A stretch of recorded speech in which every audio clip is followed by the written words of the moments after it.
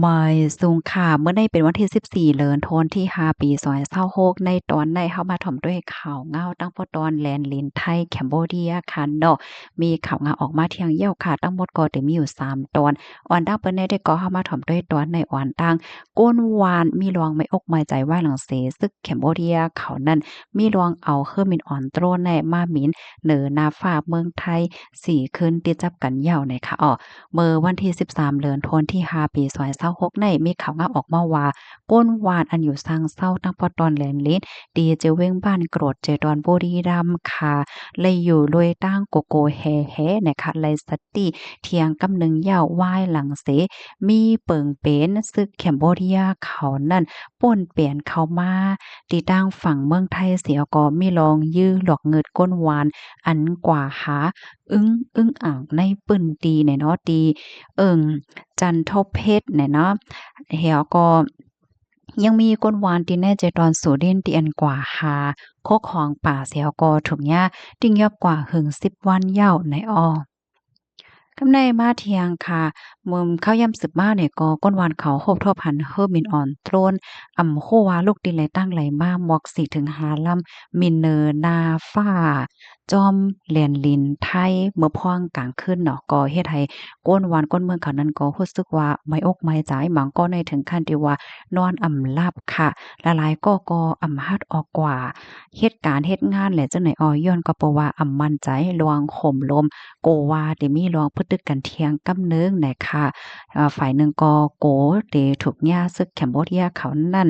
รวมเข้ามาในเหรียญเมืองไทยเหี่ยวก็มาติ่งยอบโตกว่าจังไหนค่ะมันจังหน่องว่ามาติ่งยอบโตกว่าเป็นตัวประกันเปิ้นฮ้องว่าค่ำตายตางเนี่ยค่ะอันความตายเฮาว่าเนี่ยมันจังว่ายอบปล่อยให้เอาก็ย้อนขอดองเงินไขว่าซองว่าจังไหนให้แนวก้นวันเขาเพิ่นก็มาใจร้องในป้าเนี่ยค่ะกำนันแลไขตู้ย้อนให้จอมพ่องหลวงเมืองไทยและโครงการฝ่ายเกี่ยวข้องคีบเน็ตเฮ็ดโฮแลนลิ้นเสกำเนี่ยค่ะจอมหนังตีอันยามหับปากไว้เมื่อพ้องตีหาเสียงนั่นว่าเนี่ยค่ะก้นวันเขาลาเทียงว่าย้อนก็เพราะว่าอ่อนนาในเมื่อมีหลวงปึตึกกันเมื่อป่นมานั่นน่ะค่ะเนาะก้นวันเขาเนี่ยก็ไล่อ่อนกันค่ายกว่าอยู่ต่างที่ต่างตั้งเสียวก็จังหาปอกมาเฮ็ดกินกันไลป้อหึงสังกุ้ยเนี่ยค่ะเนาะก็มามีเปิ่งเป็นจังไหนเที่ยงแลก็ไว้อกไว้ใจนั่นขณะกำนันแลแค่ลงพองจึงได้คิมเน็ตจัดการเสกำเนี่ยค่ะหนังหือก้นวันก้นเมืองซัมปอเตหลอดเพเนี่ยค่ะปยก็เฮ็ดกังหนังหือเต็มมีมาปังตึกเที่ยงว่าเฮ็ดจังไหนค่ะข้อมูลตอนในคาลิปีมาที่ห้องการข่าวสดออกไว้ค่ะ ลูกดีข่าวเงาโหนในเสียแลกำในเฮาค่ะมาถ่อมด้วยข่าวเงาเทียงโหนหนึ่งค่ะในก็เป็นข่าวเงาเตียนออกมาเมื่อคำว่าในกุ้ยเนี่ยค่ะมีเสียงกองปอออกมาเนี่ยค่ะว่านั้นเมื่อวันที่13เดือนธันวาคมที่5ปี2026ในมีข่าวเงาออกมาว่าตั้งฝ่ายทับซึกหมายสองเนี่ยก็ไล่ออกมาลาดแหนลองตั้งไล่หัวย่อยย่ำเกี่ยวกับเลยลองซึกแคมโบเดียเขานั่นเอาตั้งกองเสียก็ยื้อตั้งปอตอนแลนเลนดีโอสเมดโฮมยอก็เป็น 11กำนะคะละลายเปิ้นตีนะคะตั้งฝ่ายภูมิพลพรเขาก็กดท่าเสียก็คาดล่ำว่าเรียบได้เป็นรองเฮ็ดตั้งสร้างของศึกแคมโบเดียดีอันมีวีนีจังไหนเลยฮู้ว่าเสียงกลองเนี่ยค่ะมันป่อเน้อซันลอย278ฝ่ายตั้งวันออกของช่องจอมเนี่ยค่ะกำนันเนี่ยก็กว่าป่อตั้งปึ้นดีปอดวันออกของเส้นตั้งเข้าสู่โอเสเม็ดจังเนี่ยค่ะ1 ตีเนี่ยเขาก็ยื้อ1-2กำแหละจังไหนโคมยอก็เป็นอยู่11กำจังไหนค่ะตั้งฝ่ายภูมิพลพรเขาก็คาล่ำว่าลองยื้อฝางหางเจิ่งไหนได้ก็มันจะเลยว่ายื้อคือๆใหญ่ๆปยอก็มี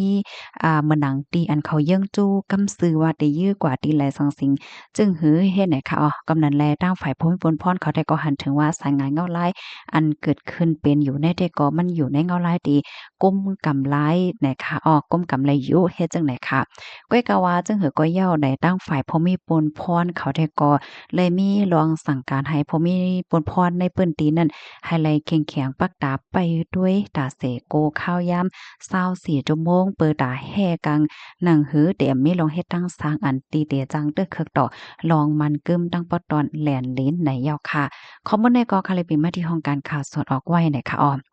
มือคำว่าในค่ะนะไหว้หลังเสข่าวเงาจึงในออกกว่าเย้าคาเนาะข้าวย่ำสืบมาไหนตั้งฝ่ายแคมโบเดียเขาเนี่ยก็ไล่ออกมาลาดกำเหลียวไหนค่ะอ้อม มื้อวันที่3เดือนธันวาคมที่5ปี2026เนี่ยค่ะอยู่ดีโภคารปากของการลงฝ่ายแกดแคแคมโบเดียค่ะไล่ออกมาลัดว่าย้อนป่องเลี้ยงถึงปันก้นวันก้นเมืองและสื่อข่าวนอกเมืองในเมืองให้ไลรับโฮกันว่ามื้อวันที่13จอมหนังติอันสื่อข่าวไทยมางสื่อไล่ปึ้นแพกว่าว่าตับซึกแคมโบเดียนั่นมีรองยื้อกอง11กำดีลานแลนลิ้นโอเสเม็ดเจดอนโอดอนมีชัยอันว่านั่น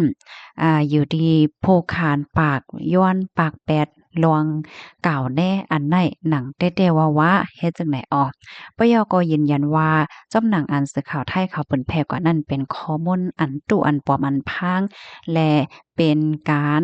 เตรียมกว่าว่าเฮ็ดจังนั้นก้อยเนี่ยเนาะเป็นหนังว่าเป็นการเตรียมกว่าว่าหนังฮาวแห้งจังนั้นก้อยเนี่ยเนาะก่อนนั้นแลขย้อนป่องแล้งถึงปันก้นวันก้นเมืองและผู้สื่อข่าวนอกเมืองในเมืองตั้งนำตั้งหลายให้ไลรับโ้ลองแต่มันว่ามันอำไลเป็นจึงนักเรียนสื่อข่าวไทยเขาเปิ้นแพร่กว่านั้นนะคะอ๋อค่ะอันนี้ก็ตั้งฝ่ายแคมโบเดียเขาได้ก็ออกมาลาดว่าจังไหนเนี่ยค่ะข้อมูลตอนในคาลิปีมาที่ห้องการข่าวออกพ้อยออกไว้เนี่ยค่ะอ๋อสายงานเงาไล่หำเตจังจังหาเตสืบเป็นเฮือกว่าเที่ยงไหนก็เฮาข่าวก็สืบปักตาไปด้วยกว่าเที่ยงไหนค่ะพี่น้องค่ะรับถอมย่อหันถึงจังหือพวงไหนค่ะเนาะก็พันธะหันถึงมาเลยอยู่ว่าไหนค่ะอ้อมยินจมบุกอที่รับถอมปันแห้งค่ะย้อนให้อยู่เลยกินหวานแลหลอดเพกกันโกกอค่ะนอมอยซุงค่ะ